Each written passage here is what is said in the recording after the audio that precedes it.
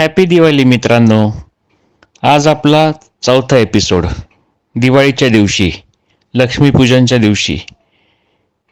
आजचा आपला एपिसोड आहे माफी. आणि हा एपिसोड आपला इंग्रजी आणि मराठी असा दोन्ही भाषांमधून आहे.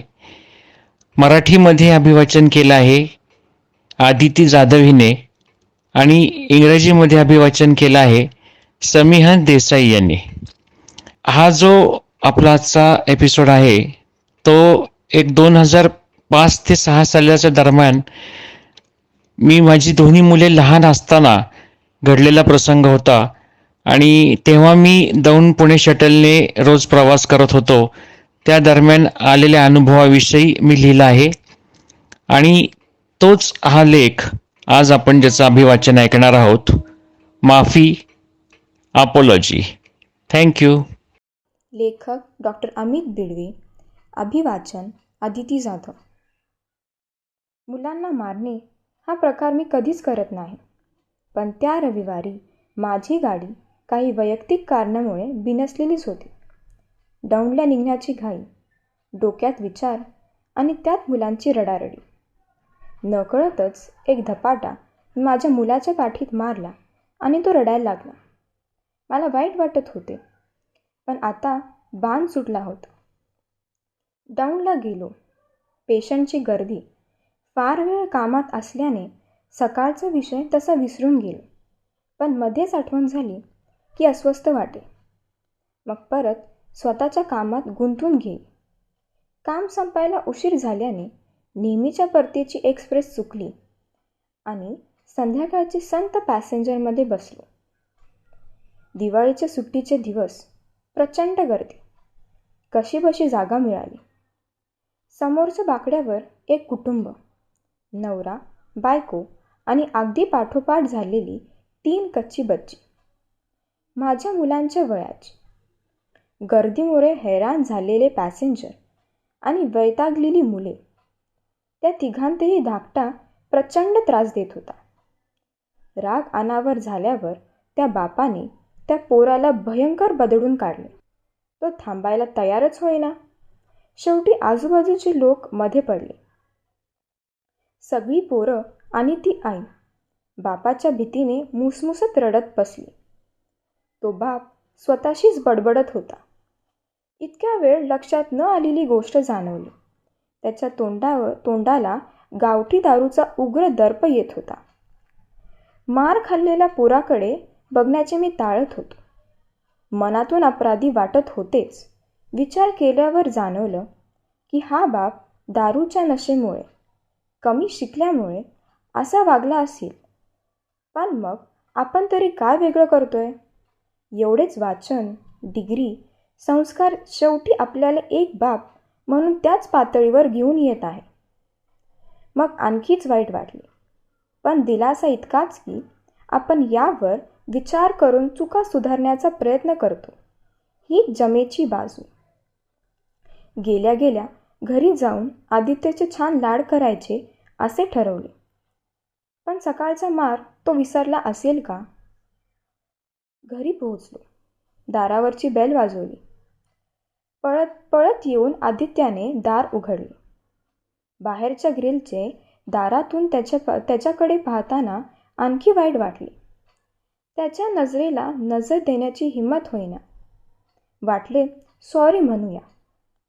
पण त्याने पटकन माझ्या अंगावर उडी मारली आणि माझी पप्पी घेतली. दिवसभर काय घडले हे सांगू लागला. तो सगळं काही विसरला होता. मनात आले, हा मोठा की आपण मोठे? इतक्यात सहजपणे आपण कुणाचीही चूक माफ करू शकतो का? Apology, written by Dr. Amit Bidwe. I never hate kids. I have never hit my son, nor anybody else's kids for that matter. But on that particular Sunday morning, something had gone wrong with me. None of my chores were going according to the plans I had in mind. The things either went wrong or just didn't materialize. Not even one of the billion calls I made had gone through. To add to that, Aditya was fooling around with my things, was quarreling, disobeying me and his mother. I couldn't take it anymore and I let him have one solid whack. His wails and crying brought me instantly to my senses, but it was of no use now. The bullet was fired. I left home in a hurry, went to Downed, and was fully absorbed in my work for hours. I was a bit uneasy with my mind, time and again, but soon forgot the morning's incident.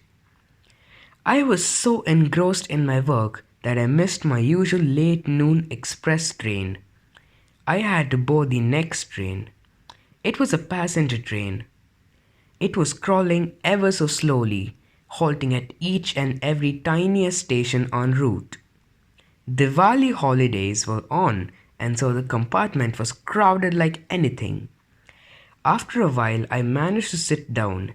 The stark wooden bench opposite to me was occupied by a family: husband, wife, and 3 kids aged from 5 to 10.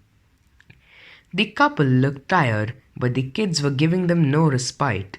Of course, they too were irritated by the awful crowding, and since it was impossible to them to see anything out of the window, their minds were unoccupied. They had nothing better to do and soon started quarreling. The youngest one was a real brute. Suddenly, their father got up, swaying, grabbed the kid by the collar, and started hitting him severely. It happened so fast that the kid got a hard beating before any of us could intervene and hold the father back. The other 2 cringed with fear and started crying too. Their mother could vent her frustration towards her husband's behavior only by uttering something foul under her breath. After all, he was her husband, and the society dictated that she couldn't openly criticize him. The husband finally sat down and started gibbering loudly. Before he was made to shut up, I could finally smell the foul country liquor. Oh, those idiot, illiterate drunkards, drinking beyond limits and taking it out on their helpless kids. My thoughts started rolling and suddenly stopped dead in their tracks. Was I any different this morning? This chap had an excuse to justify his act. No education, no morals, perhaps poverty, addictions, etc. What excuse could I offer? This morning, I too had sunk ultimately to the same guttural level of this father, despite my high education and all. Now the prospect of going home and meeting Aditya didn't seem so promising, so lucrative. Could I face him, look him in the eye, and ask for an apology? I rang the doorbell, bracing myself. I could hear rapid, excited footfalls approaching. Aditya opened the door, jumped onto me, and kissed me on the cheek. He started babbling about something he had seen on the playground. Yes! My relieved mind cried out. He has forgotten this morning's incidents. He certainly appeared more matured to me than myself. Is it so easy for us to forgive someone's mistake so easily?